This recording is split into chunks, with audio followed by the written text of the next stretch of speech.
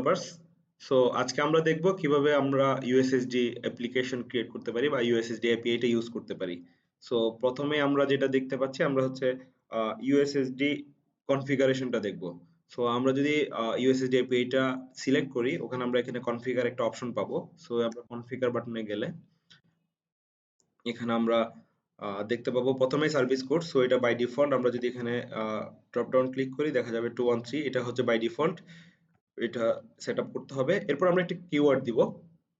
আমাদের কিওয়ার্ডটা হবে এমন যে কাস্টমার যখন *213* এরপর আমার কিওয়ার্ডটা ডায়াল করবে। সো আমি ধরে নিলাম আমার কিওয়ার্ডটা হচ্ছে 1 2 3 4 5। সো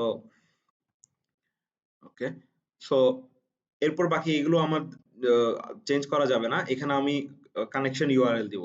কানেকশন ইউআরএল জিনিসটা হচ্ছে যখন কোনো কাস্টমার 213*123*123 হ্যাশ ডায়াল করবে, সো বিডিএফ প্ল্যাটফর্ম তখন আমার একটা ইউআরএল এ বা আমার একটা কলব্যাক ইউআরএল এ ওই ডাটাটা পাঠাবে জেসন আকারে। সো আমি হচ্ছে রিসিভ করার জন্য ওই ইউআরএল টা এখানে দিয়ে দিব। সো আমার কলব্যাক ইউআরএল টা আমি এখানে ধরে নিলাম, আমার ইউআরএল টা হচ্ছে এরকম যে http://yourdomain.com/ussd.php। সো আমার যদি এরকম একটা ইউআরএল থাকে, এই ইউআরএল এ আমার ডাটাটা চলে আসবে। সো এখানে সাবস্ক্রিপশন রিকোয়ার্ড জিনিসটা হচ্ছে কাস্টমারকে আগে মানে এই ইউএসএসডি টা ডায়াল করার জন্য তাকে আগে সাবস্ক্রাইব করাতে হবে। সো আমরা ধরে নিব আমাদের কাস্টমার হচ্ছে ইউএসএসডি ডায়াল করার পরে সাবস্ক্রাইব করবে। সো সেজন্য আমরা এখানে এটা সবসময় আনচেক করে রাখবো। যদি আমি মনে করি আমার অ্যাপ্লিকেশন এমন যে যেটা এসএমএস কিওয়ার্ড দিয়ে আগে সে সাবস্ক্রাইব করতে হবে, তারপর সেই ইউএসএসডি এর অ্যাক্সেস পাবে, সেক্ষেত্রে আমি এখানে সাবস্ক্রিপশন রিকোয়ার্ডটা টিক মার্ক দিব। সো যেহেতু আমি ওরকম কোনো অ্যাপ্লিকেশন ক্রিয়েট করছি না, তাই আমি এখানে আনচেক করে রাখলাম। এরপর চার্জিং আমরা সবসময় এনকারেজ করি যে আমাদের ইউএসএসডি তে আমরা কোনো চার্জিং রাখবো না, আমরা এটা সবসময় ফ্রি চার্জিং রাখবো।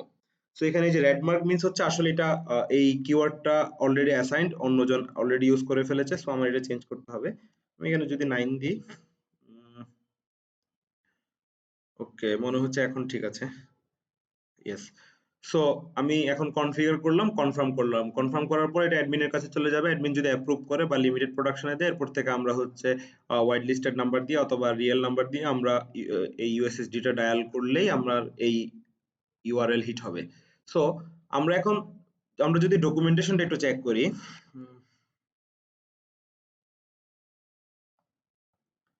সো বিডিএফ এর ডকুমেন্টেশনে যদি আমরা ঢুকি,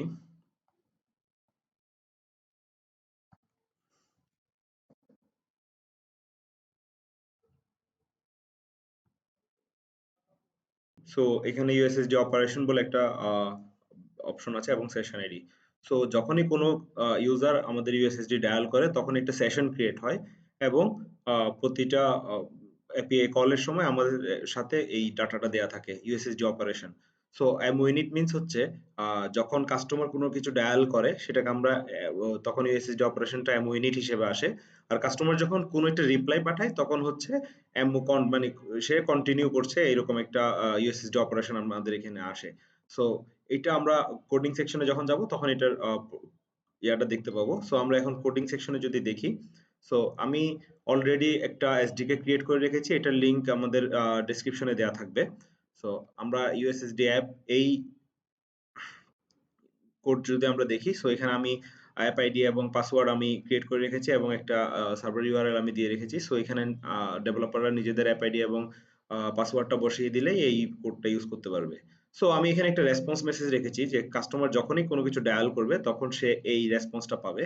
সো রেসপন্স মেসেজের জন্য আমরা দিয়ে রেখেছি যে যেকোনো একটা মেনু 1 2 3 এরকম কনফার্ম করার জন্য।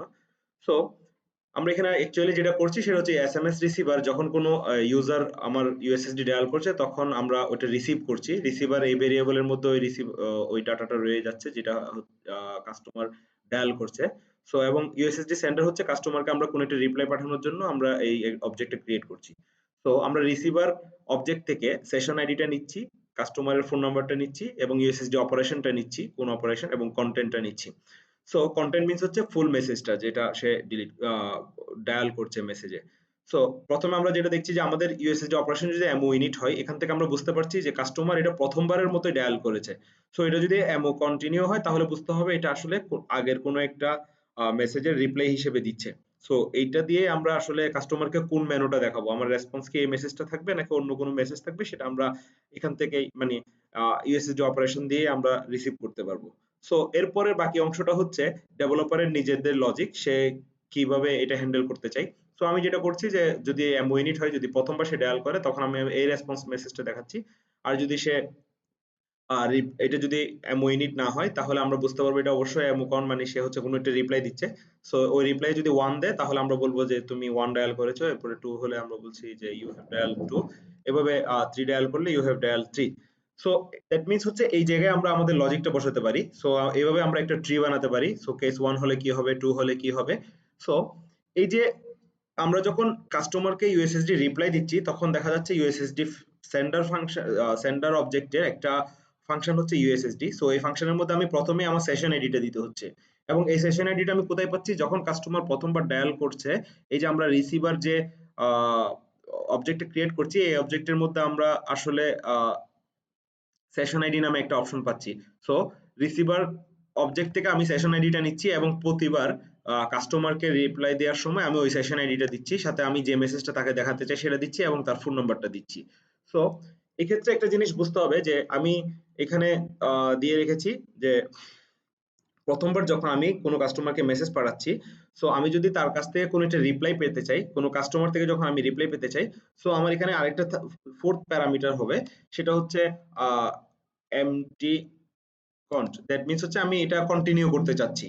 সো এখানে আমি কোনো প্যারামিটার দিইনি কেন, কারণ হচ্ছে আমার যে ফাংশনটা ওই ফাংশনটা আমি বাই ডিফল্ট কিছু প্যারামিটার দিয়ে রেখেছিলাম। সো আমি যদি এখানে দেখি আমার ইউএসএসডি সেন্ডার ফাংশন, সো এখানে দেখা যাচ্ছে ইউএসএসডি, এখানে আমি বাই ডিফল্ট ইউএসএসডি অপারেশনটা এমোকন দিয়ে রেখেছি। যখন আমি চাই যে আমি কাস্টমার থেকে আর কোনো রিপ্লাই আমার দরকার নেই, সো তখন আমি লাস্টে জাস্ট এখানে নতুন একটা প্যারামিটার অ্যাড করব। সো এই আমি যদি ইউ হ্যাভ ডায়ালড 1 এর পরে যদি বলি যে কাস্টমার থেকে আমি আর কোনো রিপ্লাই নিব না, সেক্ষেত্রে আমি এখানে এমও এমটি ফিন দিয়ে দিব। সো এখান থেকে আমরা আসলে বুঝতে পারছি কি, যখন আমি কাস্টমারকে পাঠাচ্ছি তখন এটা এমটি থাকবে, আর যখন কাস্টমার আমাকে পাঠাবে তখন আমি এটা এমও আকারে পাবো। সো এরপর হচ্ছে আমি আমার লজিকটা এখানে লিখে নিব। এখানে আমার লজিক যদি আমি আরো বড় করতে চাই বা আমার ট্রিটা যদি আরো অনেক বড় করতে চাই তাহলে সেই হিসেবে আমার লজিক অনুসারে আমি সাজাবো। আর যদি এটুকুতে আমি আমার কাজ চলে তাহলে এখানে আমি কাস্টমারকে দিয়ে যেটা যদি আমি তাকে সাবস্ক্রাইব করাতে চাই তাহলে এখানে আমি সাবস্ক্রিপশন ফাংশন লিখবো। যদি তাকে আমি অন্য কোনো মেসেজ দেখাতে চাই তাহলে সেই মেসেজটা দিব এইভাবেই। সো বিকাশের অ্যাপটা যেভাবে কাজ করে যে অনেকগুলো ট্রি আছে, *24# ডায়াল করার পরে এরপরে সে আবার নিতে থাকে কন্টিনিউ আকারে। সো যতক্ষণ পর্যন্ত আমি যে ট্রি বা যে নোডে আছি বা যে লেভেলে আছি সেই লেভেলের মেসেজ দেখাতে চাই, ব্যাকে আসতে পারি। সো আমি এখানে আমার ওভাবে আমি আমার মতো করে লজিক ডেভেলপ করে কাস্টমারকে রিপ্লাই দিব। সো আপাতত এতটুকুই কোডিং সেকশন। কারো কোনো কোয়েশ্চেন থাকলে অবশ্যই কমেন্টে কোয়েশ্চেন গুলো দিয়ে রাখবেন। আমরা অতি শীঘ্রই এটার রিপ্লাই দিয়ে দিব। So thank you.